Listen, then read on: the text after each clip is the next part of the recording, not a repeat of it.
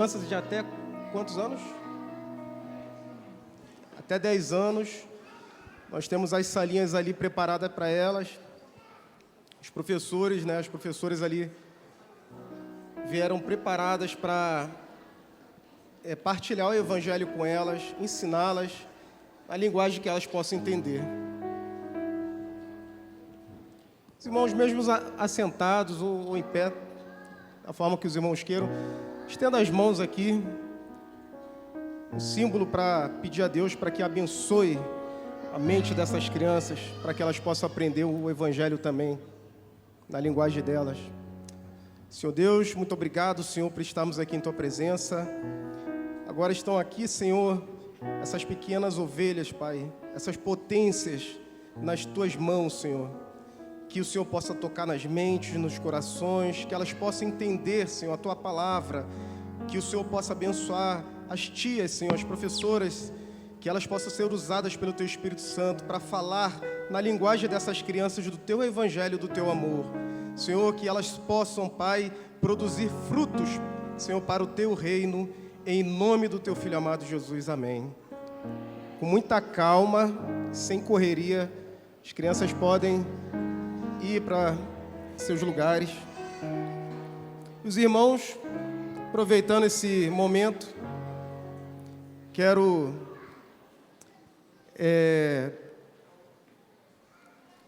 saudar a todos os irmãos com a graça e a paz do nosso Senhor Jesus. Uma boa noite para todos.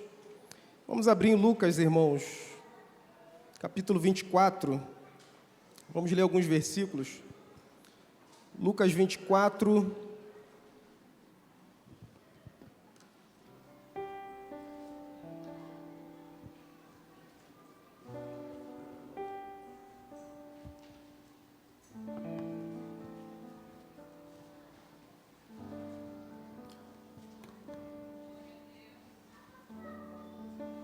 Lucas capítulo 24, a partir do versículo 44.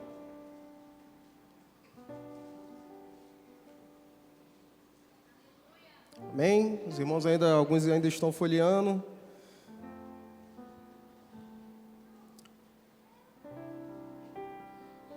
Amém. E disse-lhes: são estas palavras que vos disse, estando ainda convosco. Convinha que se cumprisse tudo que de mim estava escrito na lei de Moisés e nos profetas e nos salmos. Então, abriu-lhes o entendimento para compreender as Escrituras. E disse-lhes: assim está escrito, e assim convinha que o Cristo padecesse e ao terceiro dia ressuscitasse dos mortos, e em seu nome se pregasse o arrependimento e a remissão dos pecados em todas as nações, começando por Jerusalém. Senhor, que as palavras da minha boca, o meditar do nosso coração sejam agradáveis a Ti. Que Teu Espírito Santo possa conduzir para essa ministração, para falar tanto ao meu coração, como ao coração de cada um que está aqui presente. Em nome de Jesus. Amém. Pode colocar o título, o título dessa mensagem, irmãos, é Sola Scriptura em minha vida. Antes de eu explicar esse título, eu quero fazer uma pergunta para os irmãos. Eu não costumo fazer perguntas quando eu ministro, mas pela necessidade objetiva da ministração, que a ministração pede, eu preciso perguntar aos irmãos. Os irmãos aqui amam a palavra de Deus? Os irmãos amam a palavra de Deus? Amém? E a guisa de introdução, para falar antes de eu falar realmente desse título e dos versículos que nós acabamos de ler, eu quero falar de algumas estatísticas, que eu estava pesquisando, na internet. Pode colocar o primeiro slide depois desse? Irmãos, eu estava pesquisando na internet num site americano. Aqui no Brasil, não, as nossas pesquisas em relação a algumas coisas são bem pobres, né? Algumas pesquisas sociais. Existem certos pontos fortes, né, que nós estamos em pesquisa, mas em outros pontos nós estamos bem fracos. E eu tive que pesquisar aqui num site americano chamado We Are Social, sobre o uso da internet, o uso das mídias sociais na nossa vida. E é interessante que esse site aqui, se você entrar, ele vai falar do ano passado para trás de quase todos os países. Então, ele é um tipo de site que controla, né, faz um controle de acessos à internet, às mídias sociais. E o que eu achei interessante que o primeiro dado que fala ali, que no Brasil, né, os irmãos veem que no Brasil, o tempo médio de uso dispendido com as mídias sociais, no caso com a internet, são de 10 horas e 19 minutos, em média, para cada um que tem acesso à internet. Então, quando você usa seu celular, seu computador, a média do cidadão brasileiro em utilizar a internet é de 10 horas, e quase 10 horas e 20 minutos praticamente. Aqui, o uso de streaming, né? Seja Netflix, a Globoplay, todas essas ferramentas de mídia que trazem filmes, a média que o cidadão brasileiro comum utiliza é de 4 horas e 5 minutos. As mídias sociais, né, as mídias sociais como WhatsApp, Telegram, é usado em torno de 3 horas e 41 minutos por dia. Aqui, no caso, o uso dispendido de livros, né, digitais, né, são de 3 horas e 21 minutos. Aqui, podcast, streaming, serviço de música, 2 horas e 3 minutos. Rádio, quase ninguém ouve, né? 55 minutos. Ou melhor, aquele ali era só de música. De podcast é 1 hora e 6 minutos. E videogames, né? Consoles em geral, 1 hora e 10 minutos. Pode passar. Próximo slide. Então, como eu falei, 10 horas e 19 minutos de uso diário para cada cidadão brasileiro, em média. Sendo que 5 horas e 25 minutos apenas no celular. 4 horas e 54 minutos, né, no notebook. E esse uso da internet, para cada cidadão brasileiro, do tempo de 24 horas, é dispendido 52,5% do tempo do cidadão brasileiro. E o próximo slide. Só de WhatsApp, são por mês, né? Aqui é o tempo dispendido por mês. Esses dados são de fevereiro de 2022, né, do ano passado, quase 30 horas. 29 horas e 2 minutos. YouTube, 23 horas e 3 minutos. Instagram, 15 horas e 6 minutos. Facebook, 13 horas e 5 minutos. E TikTok, 20 horas e 2 minutos. Eu acho que os irmãos já sabem mais ou menos onde eu quero chegar, né? E eu também peguei uma outra pesquisa, só que essa pesquisa é um pouco mais antiga, por causa que houve a pandemia. Eu peguei uma pesquisa de 2019 sobre uma instituição cristã de pesquisa, a Lifeway. Pode passar. Quanto tempo você lê a Bíblia? De quanto tempo você lê a Bíblia? A sua periodicidade em ler a Bíblia. Eles fizeram uma pergunta, isso é claro para os americanos, né? Porque, como eu falei, a pesquisa aqui no Brasil, principalmente sobre a Bíblia, você quase não vai ter. Então, entre os americanos ali, a gente pode trazer para a nossa realidade, todos os dias, 32%. Né? São, detalhe, cristãos. cristãos, algumas vezes por semana, 27%. Uma vez por semana, 12%. Algumas vezes por mês, 11%. Uma vez ao mês, 5%. Raramente ou nunca, 12%. Então a gente vê ali uma diferença entre quando a gente vai comparar o entretenimento ou até o uso de trabalho na internet e a palavra de Deus. E eu quero perguntar, já começar perguntando para que você reflita e responda a si mesmo, onde nós nos encaixamos em cada uma dessas estatísticas? Onde nós estamos nos encaixando? Irmãos, a maior guerra que acontece não é contra o diabo. Nunca foi. A maior guerra que acontece é dentro de cada um de nós. E mesmo agora, nesse exato momento, ainda que estejamos aqui lendo a palavra, há uma guerra dentro de você. Tem várias coisas que querem chamar a tua atenção, que querem tirar a sua atenção da palavra de Deus e das coisas espirituais. Seu smartphone, os seus problemas que você deixou em casa, a necessidade de conversar com o irmão do lado, com seu cônjuge, seu namorado, sua namorada, tanto faz. A gente tem uma necessidade enorme, às vezes, de ser atraído por coisas que onde não deveria estar no momento.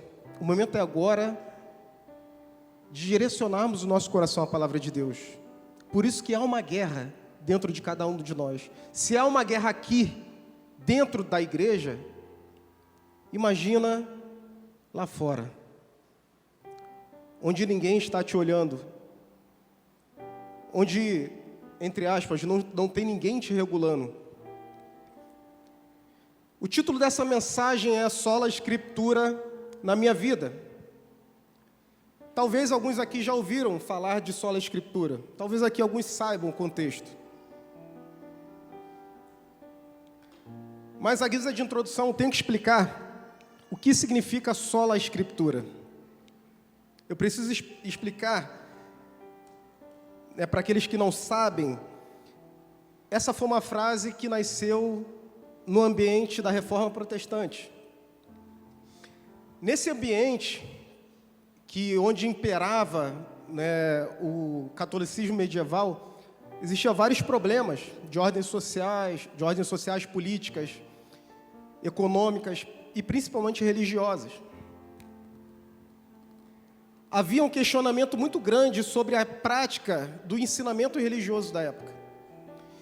E alguns pressupostos teológicos que afetavam grandemente a caminhada da fé cristã. Eu vou dar um exemplo prático aqui para os irmãos entenderem.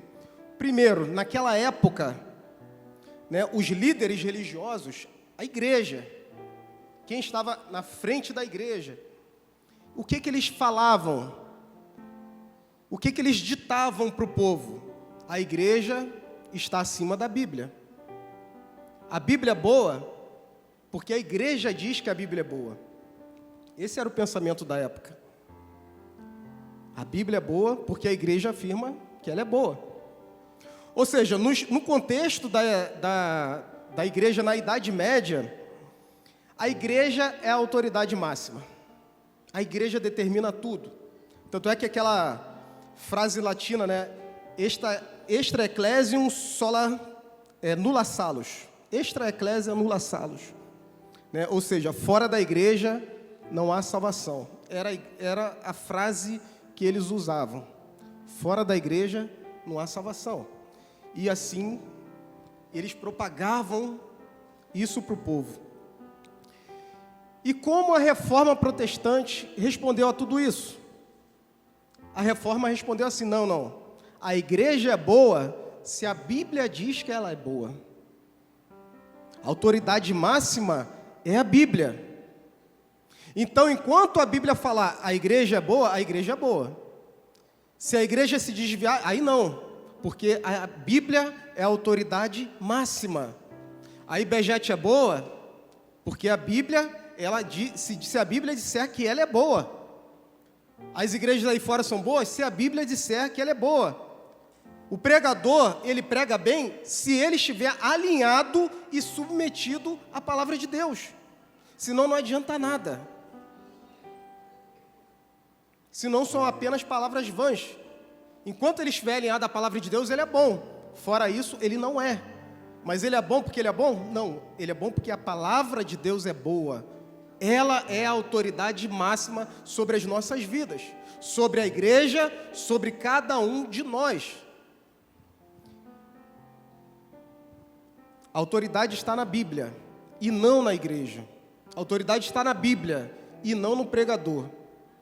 Ele tem autoridade enquanto ele falar apenas da palavra. Fora isso, ele não vai ter. Segunda coisa que existia de problema nessa época, a maneira de se relacionar com Deus, ela é mediada pela igreja e pelos líderes religiosos. Ou seja, você só pode se conectar com Deus se o camaradinho ali disser que você pode. Se você pagar algumas coisas, se você fizer alguns rituais. Os cultos eram em latim. Na maioria das igrejas da Europa. A Bíblia não era traduzida na linguagem do povo, não era traduzida na linguagem vernacular. O povo não entendia nada, não tinha acesso às Sagradas Escrituras. Tudo que eles ouviam da Bíblia eram pelos líderes religiosos da época. 1 Timóteo 2,5 diz assim: porque há um só Deus e um só mediador entre Deus e os homens, Jesus Cristo, homem. Então, irmãos, você não precisa de um ungidão de Jesus, não. Você dobra o seu joelho, ora ao Senhor, diretamente a sua oração vai a Deus. Você pode falar com Deus em qualquer lugar. Não precisa, esse camarada é ungido, vou orar, ora por mim, como se a oração dele fosse mais forte. Não precisa, porque o véu foi rasgado. Jesus liberou o caminho de acesso ao Pai e passa através do sacrifício dele. Homens e mulheres de Deus morreram por essa verdade. Então, todos esses desvios religiosos, teológicos que aconteciam na igreja medieval, motivaram homens como Wycliffe, John Hus, Lutero, Calvino, Zwinglio, vários reformadores, levantaram a bandeira da reforma e bradaram o grito da liberdade. Nós somos livres em Cristo. Deixa eu só falar de um personagem aqui desses que eu citei, John Hus. John Hus, ele veio depois de Wycliffe. Wycliffe ele estava traduzindo, a Bíblia para a linguagem do povo, e John Hus foi o discípulo dele. E ele estava com vários manuscritos de Wycliffe. E por ele propagar a verdade, e por ele dar esse grito de liberdade, esses protestos, ele foi condenado por heresia. E um dos seus protestos que ele fez foi de que somente a Bíblia é regra de fé e prática. E isso condenou ele à morte. E ele foi condenado por heresia e executado em uma fogueira, dia 6 de julho de 1415. E é interessante que existem registros dos próprios executores, que eles explicam como John Hus foi para a fogueira. Eles falam assim: o carrasco amarrou John Hus no poste, colocou madeira e palha em torno dele, e jogou aos pés dele todos os seus livros e os exemplares da Bíblia que ele tinha. Logo depois derramou piche sobre a lenha e o incendiou. E esses registros também falam assim, que as últimas palavras dele foi assim: hoje vocês estão assando um ganso magro, mas em 100 anos ouvirão um cisne cantar e nada poderá detê-lo. Hus, o nome dele, Hus, significa ganso em tcheco. Então ele fez esse trocadilho. Hoje vocês estão assando um ganso, mas daqui a 100 anos se levantará um cisne. Vocês não vão poder detê-lo. 100 anos depois, Lutero estava ensinando Romanos.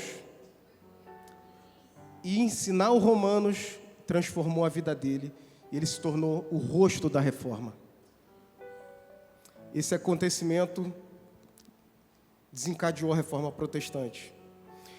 Resumindo, irmãos, os reformadores, eles resumiram o movimento em 5 pontos, descritos em latim. Tudo eles gostavam de escrever em latim. Sola Scriptura, sola gratia, sola fides, solus Christus e solo Deo Gloria, que significa somente pelas Escrituras, que ela é a regra de fé e prática, somente pela graça que nós alcançamos salvação, somente pela fé, que é o instrumento da salvação que Deus nos deu, solos Cristo, somente Cristo é o Salvador, e solo Deo Glória, somente a Deus a glória. E eu quero, e como eles chegaram a esse entendimento?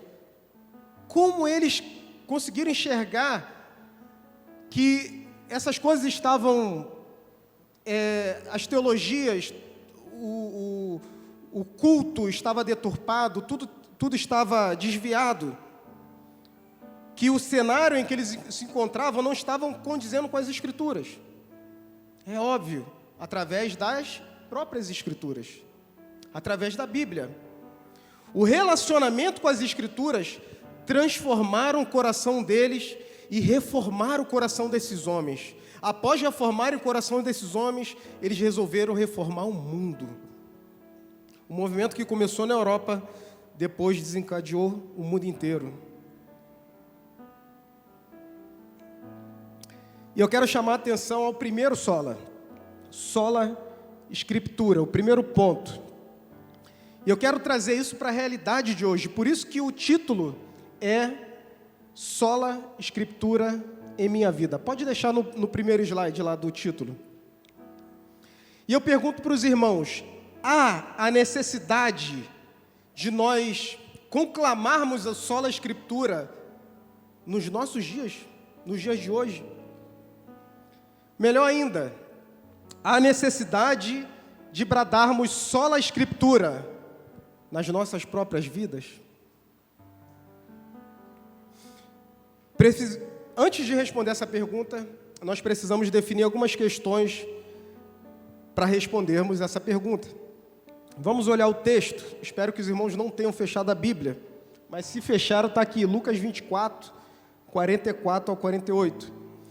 Qual é o contexto dessa passagem? Jesus, ele tinha acabado de ressuscitar, ele morreu e ressuscitou. Os discípulos estavam em Jerusalém. E esse é o primeiro contato que Jesus tem com os discípulos, após ele ressuscitar. E quando eles viram Jesus, eles ficaram com medo, eles pediram uma prova. É o Senhor mesmo, então come aqui esse peixe, come aqui esse mel.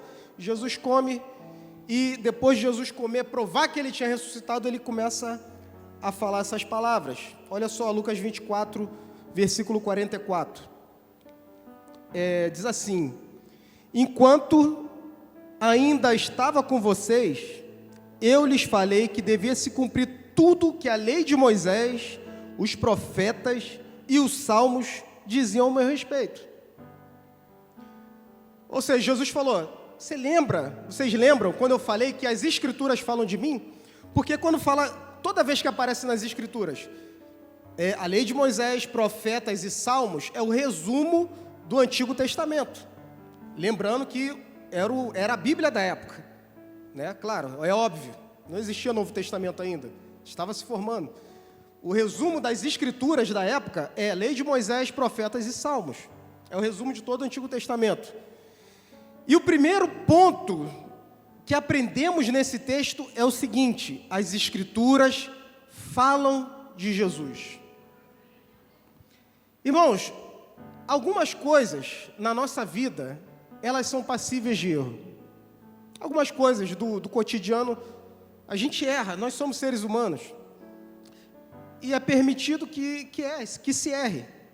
Por exemplo, se você vai no sapateiro, eu preciso desse meu sapato, vou para um casamento, preciso dele pronto até sexta-feira. E, de repente, o sapateiro não faz o trabalho bem feito, ou ele estraga seu sapato de vez. Você vai ficar chateado, mas não é o fim do mundo. Ou então você vai num técnico de informática e pede para, meu computador está ligando, desligando, sozinho, está dando um bug aqui, me ajuda aí.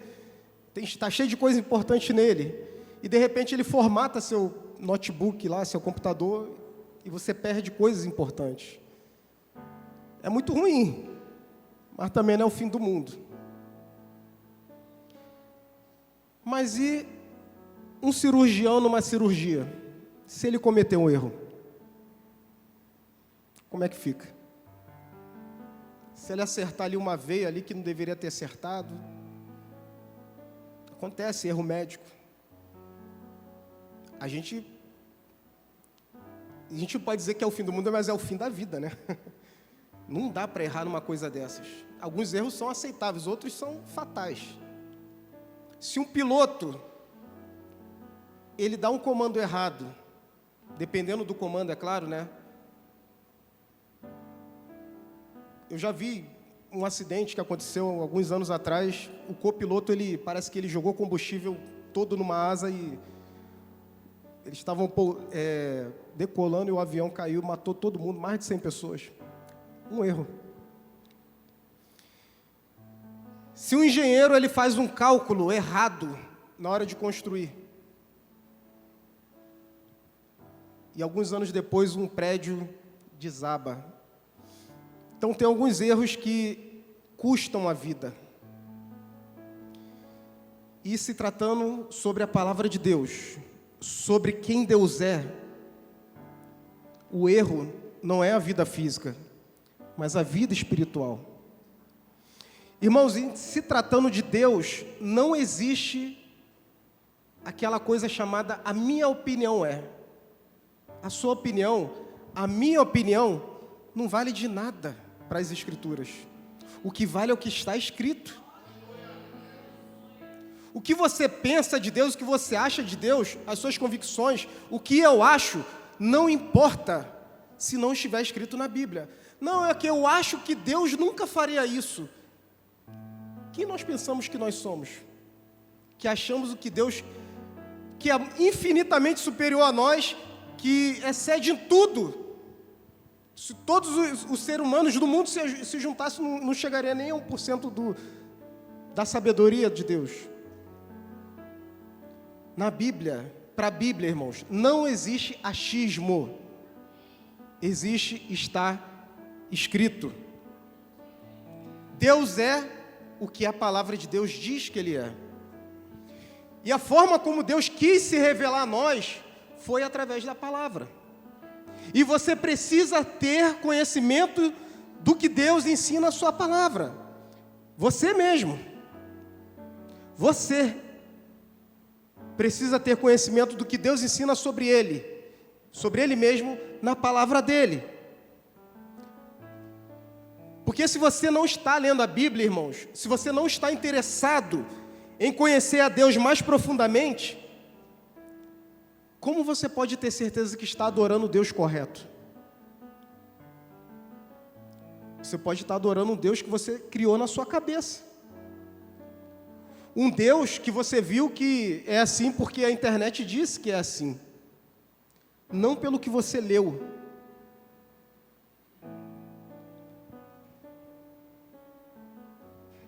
A sua visão de quem Deus é, se você não lê as Escrituras, pode estar muito distorcida. Porque é o básico, irmãos, conhecer a Deus nas Escrituras. E quando enxergamos Deus de uma maneira distorcida, toda a nossa vida, todas as nossas decisões são distorcidas. Porque Deus é a luz do nosso caminho, é a luz que guia todas as nossas decisões. Se Deus na sua mente estiver sendo distorcido a sua concepção de Deus, tudo vai ser distorcido.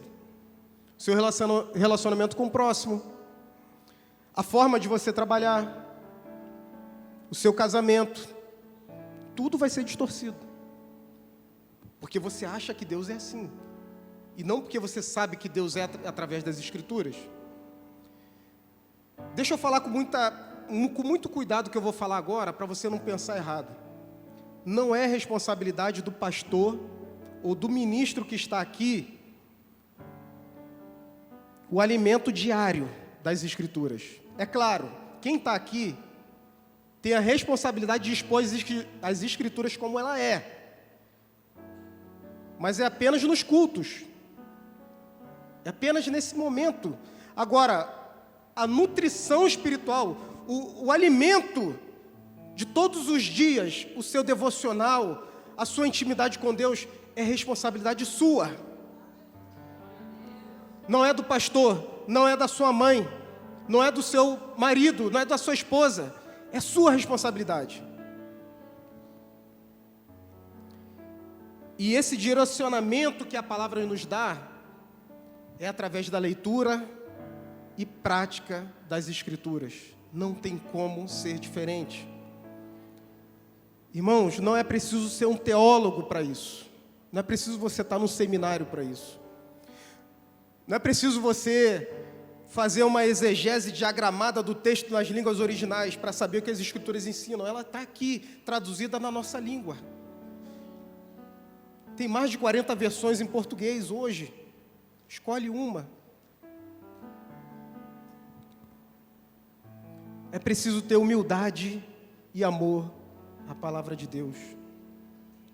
Sola Escritura em minha vida. E o que acontece quando conhecemos Jesus pelas Escrituras? Então, a primeira questão que eu coloquei é: as Escrituras falam de Jesus. Aí tá, eu leio as Escrituras. E o que acontece quando eu conheço Jesus pelas Escrituras? O que acontece? Lucas 24, 45.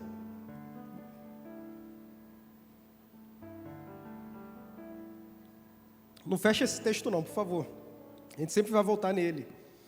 Então ele fala com os discípulos: vocês não sabiam que eu estava falando de mim quando eu citava as Escrituras?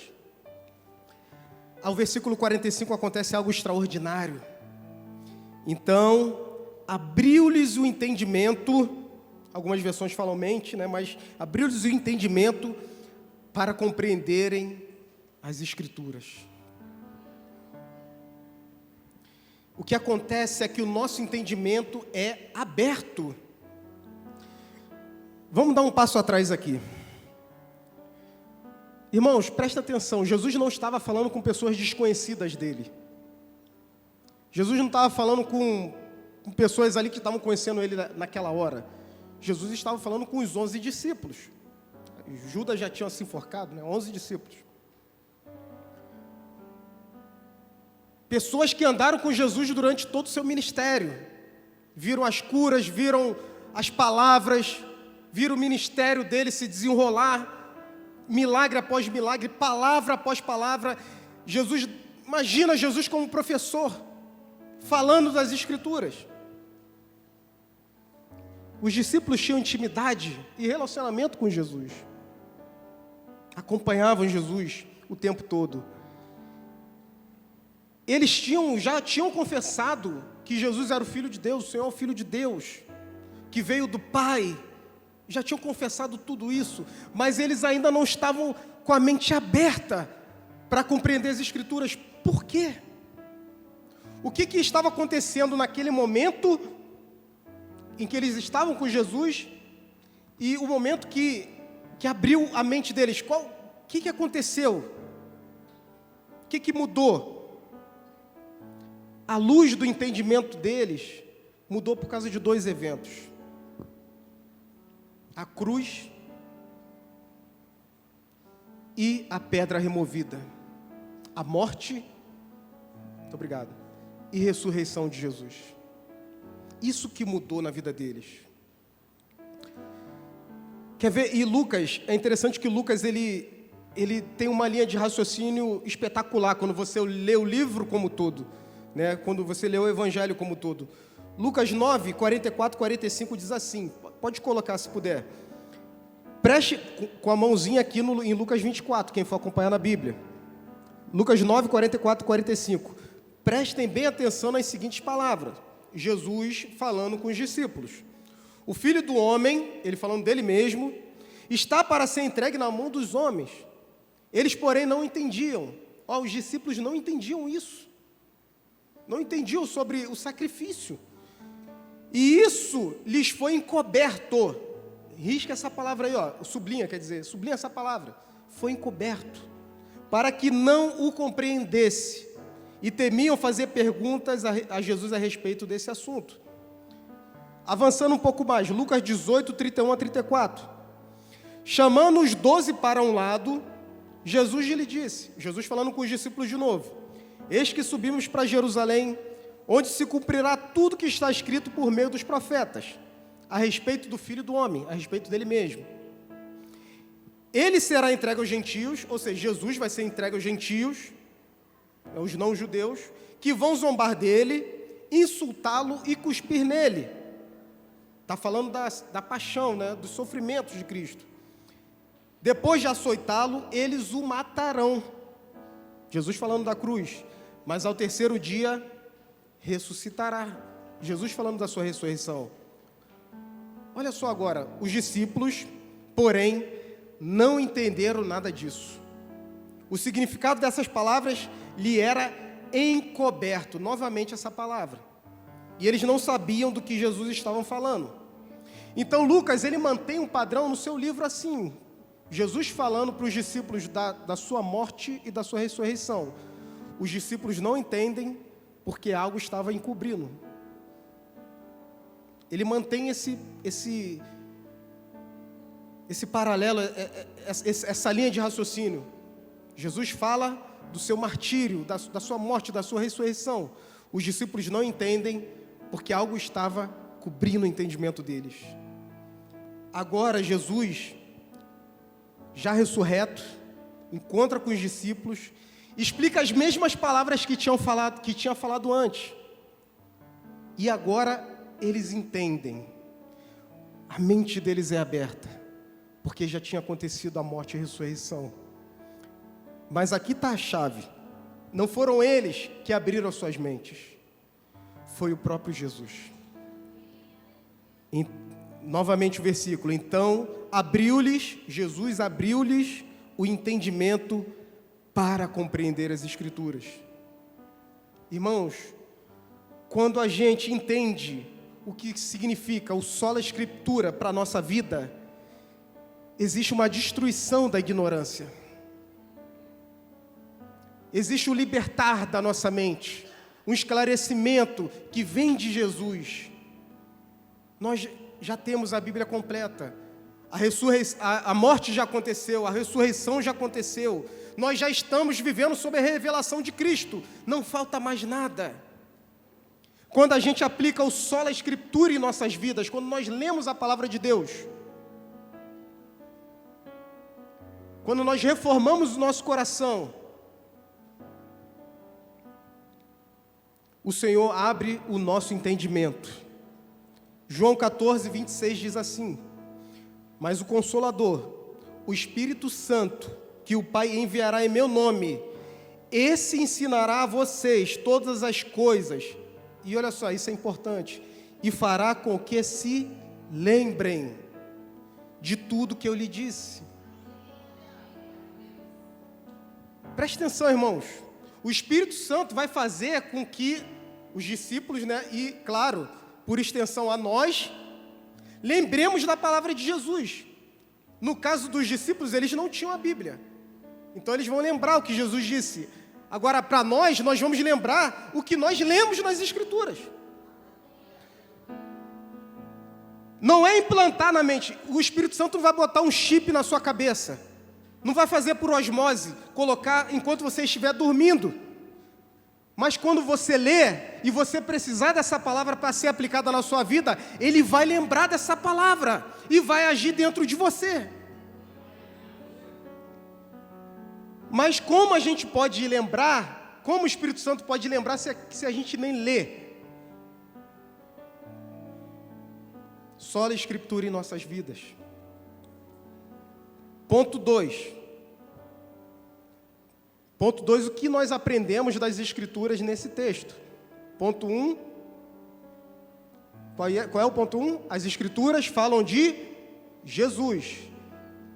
As Escrituras falam de Jesus. Ponto 2. As Escrituras falam do plano de salvação e do Evangelho. Olha o versículo 46, Lucas 24, 46. E Jesus lhe disse: assim está escrito, que o Cristo tinha de sofrer, ressuscitado entre os mortos no terceiro dia.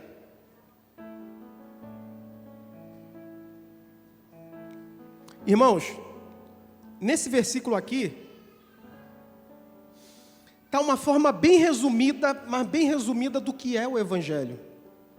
O coração, o cerne do Evangelho está resumido aqui.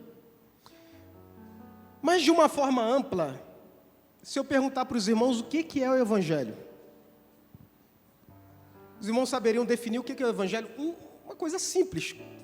Todo crente que tem uma intimidade com as Escrituras deve saber responder. Se alguém no seu trabalho perguntar assim: fulano de tal, ô Rafael, o que é o Evangelho? Ô irmã fulana, o que é o Evangelho? O que é o Evangelho? Você não é crente? Explica para mim o que é o Evangelho. O que você ia responder para essa pessoa? O que é o Evangelho? Ah, Evangelho é crer no Senhor Jesus. Tem certeza? É isso mesmo? Ou isso é o resultado de ouvir o Evangelho?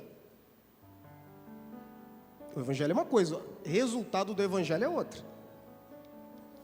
Não, Evangelho é amar a igreja, é amar o irmão, o próximo, é ir para a igreja no domingo, né? É ter comunhão com os irmãos. Isso é o Evangelho. Isso é o Evangelho? Ou será que é o resultado do Evangelho na sua vida? Vamos aprofundar mais a pergunta? Onde começa o Evangelho? Onde começa o Evangelho? Nas Escrituras, é óbvio. Aí você pode dizer, não, o Evangelho começa nos Evangelhos, no Novo Testamento. Gálatas 3:8, vê comigo aí. Ora, tendo a Escritura previsto que Deus havia de justificar pela fé os gentios, ou seja, os não-judeus, anunciou primeiro o Evangelho para quem? Eita! Abraão se encontra onde? Primeiro livro da Bíblia, Gênesis. Então, o Evangelho primeiro foi proclamado a Abraão, lá em Gênesis. Ué, mas o Evangelho não está nos Evangelhos? Vamos aprofundar um pouquinho mais. Do que fala o Evangelho? Do que o Evangelho fala? Você vai falar, o Evangelho fala, isso é fácil, isso aí eu sei, do amor de Deus. Não está errado. Mas não é a resposta completa. O Evangelho não fala só disso. O Evangelho só se refere ao amor de Deus e nada mais? Vamos ver outro texto, e esse texto nós temos que ler com calma. Pode colocar Romanos 1, 16 até o 18. Vamos ler com calma. Qual versão que vocês... Bota aí, tem NA? NA? Se tiver... Não? Tá bom, ACF mesmo. Deixa eu ver aqui, vou ver por aqui. Porque não me envergonho do Evangelho de Cristo. Paulo está falando aqui para os romanos, ó. Pessoal, eu não me envergonho de quê? Do Evangelho, tá? Agora, ele começa a dar várias conjunções para ligar essa ideia, né, do Evangelho. Eu não me envergonho do Evangelho. Por quê? Eu não me envergonho do Evangelho. Ele fala um montão de conjunções, né? Aí ele fala, porque, né, ou pois, depende da tradução, é o poder de Deus para a salvação. É o primeiro ponto de Paulo, eu não me vergonho do Evangelho. Por que eu não me vergonho do Evangelho? Primeiro ponto, porque ele é o poder de Deus para a salvação de todo aquele que crê. Primeiro do judeu e também do grego, ou seja, todas as pessoas, porque o grego naquela época era como se fosse todo mundo menos os judeus. Tá, vamos lá, passa. Aí o segundo ponto dele, por que? Outra conjunção, para ligar a ideia principal. Por que eu não me vergonho do Evangelho? Porque nele, no Evangelho, se descobre a justiça de Deus.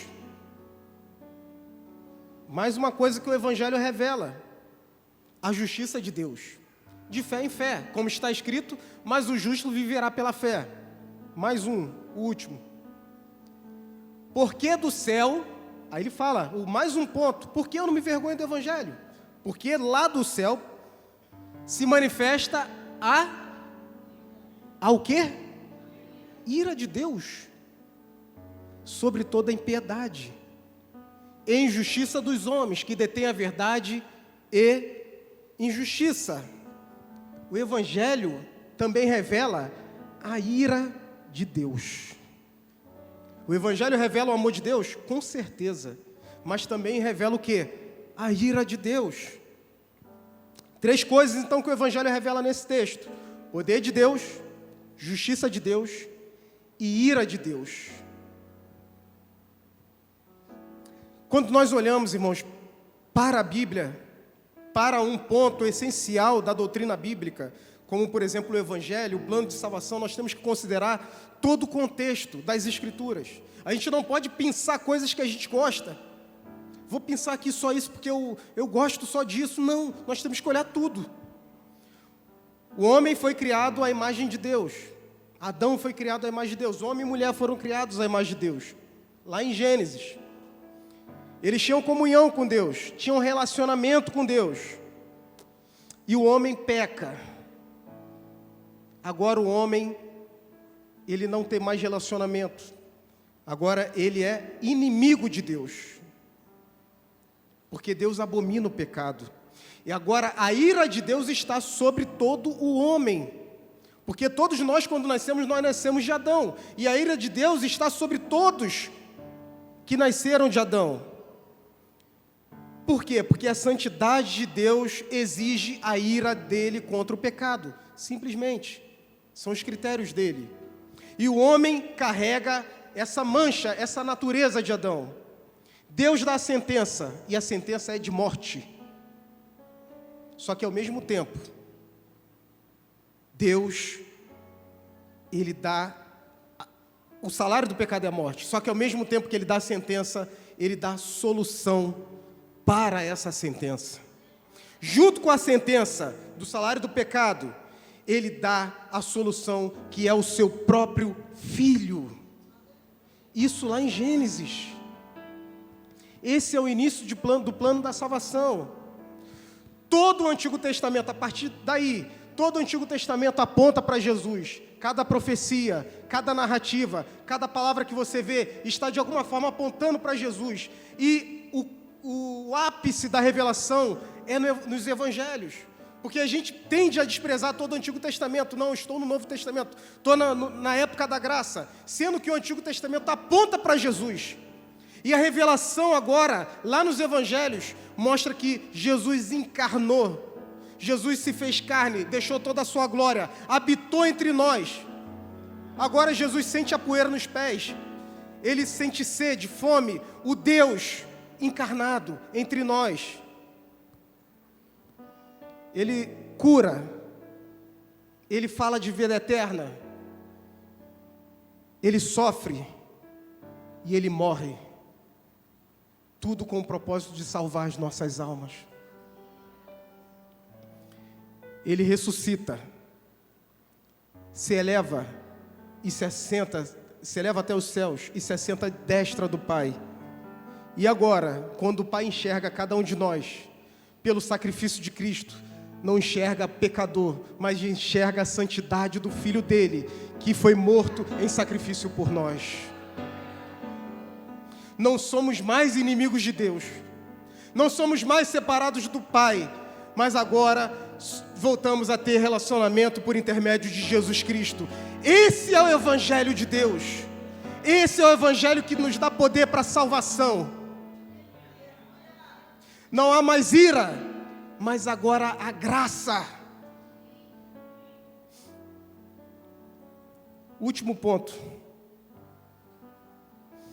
O que aprendemos nesse texto sobre as Escrituras?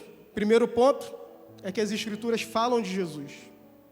E o resultado é o quê? A nossa mente é aberta. Segundo ponto, as Escrituras falam do Evangelho e do plano de salvação. E o terceiro ponto, as Escrituras falam o que nós devemos fazer com todo esse conhecimento. Conhecimento do Evangelho.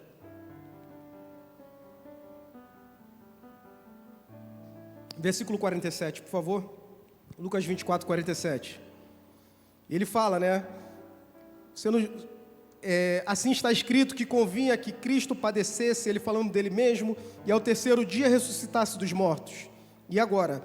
E em seu nome, no nome de Cristo, se pregasse o arrependimento e a remissão dos pecados em todas as nações, começando por Jerusalém. Evangelho é uma notícia. A palavra evangelho vem do grego, né? Eu e ângelos, ou seja, eu é bom, e ângelos é mensageiro, notícia, enfim, depende aí da... Então, eu angelion, boa notícia. E o que você faz com uma notícia boa? Você divulga a notícia do que Deus fez e do que Ele continua fazendo. E porque estamos salvos pela sua graça, nós proclamamos salvação para todos, fazendo discípulos para Jesus. Esse é o Evangelho, irmãos. Mas para divulgarmos o que Jesus fez, nós temos que conhecer o Evangelho. Nós temos que ler. Nós temos que estudar. Nós temos que amar a Bíblia de verdade. Sola Escritura. Somente pelas Escrituras. Ao lidar com as Escrituras, naturalmente, ela vai te impulsionar à prática, não tem como. Cada vez que você se relaciona com esse livro santo, com um livro que contém as palavras de Deus, você vai ser impulsionado para ter uma vida cristã prática, para viver na praticidade do Evangelho no dia a dia. Voltemos à primeira pergunta que eu fiz aqui. Você ama a Bíblia? Salmo 119, 97 diz: ó, como eu amo tua lei, nela eu medito dia e noite, ou medito nela o dia inteiro. Sabe o que o salmista está falando aqui? Aqui é um livro de poesia, ele usa figuras aqui, no Antigo Oriente Próximo, né, no Antigo Oriente Próximo, não existia muito essa coisa de abstrato. Os sentimentos eram demonstrados através de prática. Era prática. Quando ele fala, eu amo a tua lei, ele já completa, porque eu medito nela. Eu estou meditando nela dia e noite. É uma forma concreta. A forma de nós amarmos a Bíblia, dizermos que nós amamos, é lendo ela e praticando ela. É assim que nós amamos a palavra de Deus. Deixa eu concluir essa passagem, essa palavra. Minha hora já se foi, né? Irmãos, agora que nós vemos todas as questões do texto, agora voltamos àquela outra pergunta. Há necessidade de sola Escritura em nossa vida, nos dias de hoje? Responde aí para você mesmo. Será que essa necessidade? Qual sua atitude diante da palavra de Deus? Será que ao sairmos desse culto nós vamos chegar em casa todo satisfeito, pegar a Bíblia, jogar na estante e falar, puxa, eu fui na igreja hoje, já cumpri meu ritual. Domingo que vem eu pego ela na estante de novo. Qual vai ser a nossa atitude em relação à palavra de Deus? É interessante que Hebreus 5, né, do versículo 11 ao versículo 13, o autor de Hebreus ele fala uma palavra muito interessante que às vezes a gente pensa de maneira errada. Ele queria dar mais revelações ali aos seus leitores. Olha, eu queria falar mais coisa para vocês, só que eu não posso falar, porque vocês têm preguiça de ouvir. Naquela época, não existia uma Bíblia para cada um igual a gente aqui. Era um falando e todo mundo ouvindo. Então, eles tinham preguiça de ouvir a palavra de Deus. Hoje em dia, é ler, que nós temos. E ele complementa assim, ó: vocês ainda têm necessidade de leite materno. Vocês não querem ainda o alimento sólido. E às vezes quando a gente sai de um culto, principalmente aí quando a Paula prega, né? A pastora, aí, nossa, foi um alimento, ó, foi um mocotozão, foi um bife, né? A gente costuma dizer, foi aquela dobradinha. E quando é uma palavra fraquinha, aí foi leite. Irmãos, nada disso. Toda palavra que vocês ouvem aqui é leite materno. Toda palavra que vocês ouvem é leite materno. Não importa se é o doutor em PhD que está dando uma aula de exegese bíblica avançada. É leite materno. Sabe por quê? O que o autor está dizendo ali, o paralelo que ele faz é que o leite materno ele já sai pronto. O bebê ele só suga da mãe. Agora o alimento sólido você tem que preparar. Você tem que pegar. Por isso que ele fala, o leite materno é para as crianças, o alimento sólido é para adultos. Porque o adulto ele prepara a sua própria comida. Ele está fazendo esse paralelo. Quando você ouve a palavra de Deus, é leite materno. Mas quando você pega ela e lê a palavra, medita nela e aplica na sua vida, é alimento sólido para a sua alma.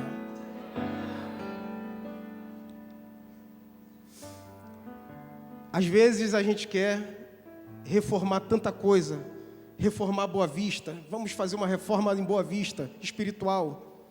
Vamos fazer uma reforma espiritual no nosso bairro, uma reforma espiritual na nossa família, em todo lugar. E muitas vezes nós temos que reformar as prioridades do nosso coração. Sola Escritura em nossas vidas. Que Deus abençoe os irmãos. Que o Senhor fale ao seu coração em nome de Jesus.